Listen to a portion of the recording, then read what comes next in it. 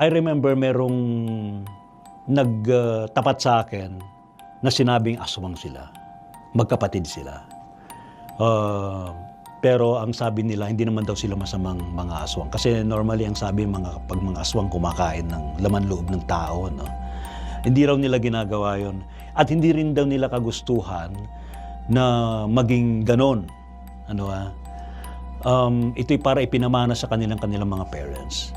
Kaya lang, naging tragic yung kwento nila kasi yung isa sa yung kapatid niya na babae, napatay ng taong bayan.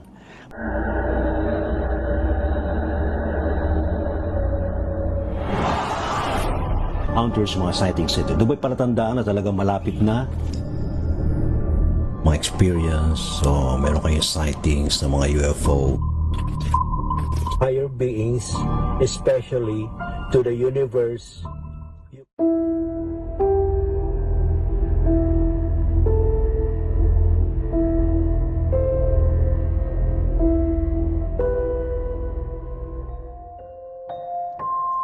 I am Ray Sibayan.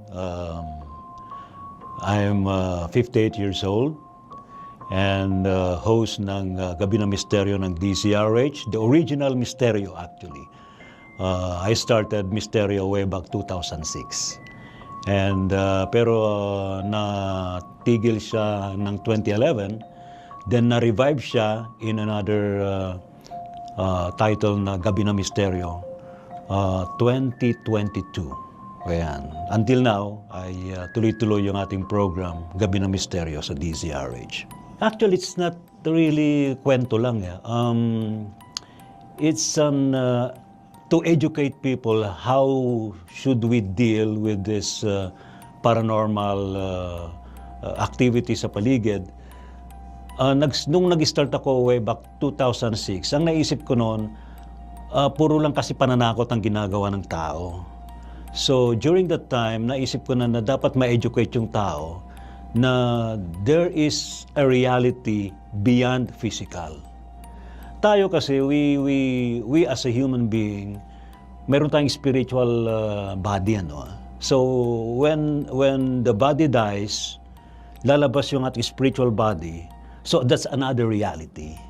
So yun ang mission talaga ng Misteryo during that time, na itinuloy ng Gabi ng Misteryo, para malaman natin na hindi dapat katakutan yung life after death. Actually, there is life after life. Yun ang purpose na